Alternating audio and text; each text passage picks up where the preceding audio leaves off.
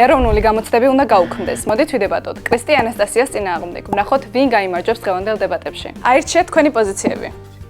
ვეთანხმები? არ ვეთანხმები. არგუმენტების მოსაფიქრებლად 2 წუთი გაქვთ, მე დაგტოვებთ.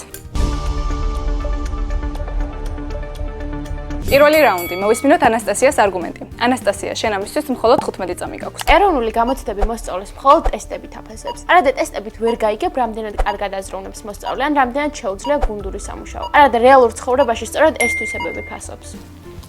ახლა კრისტის კონტრარგუმენტის დროა. შენ ამისთვის 14 წამი გაქვს. ტესტური ფორმატი ერთ-ერთი ყველაზე სამართლიანია, რადგან ყველას ერთნაირ პირობებში ამოწმებს. კრეატიულობის და სხვა უნარების შეფასება სუბიექტურია და შეიძლება რომ უსამართლო გარემო შექმნას. მეორე რაუნდი. მოვისმინოთ კრისტის არგუმენტი. როცა მოსწავლე ხედავს, რომ მის წინ კონკრეტული რეალური მიზანი დგას, ეროვნული გამოცდების წარმატებით ჩაბარება, იგი ბევრად უფრო მეტ ენერგიას და ძალისხმევას უთმობს სწავლას. გარდა ამისა, ეროვნული გამოცდების კონკურენტული გარემო მოსწავლეებს აძლევს სწავლის მოტივაციას და პასუხისმგებლობის გრძნობას.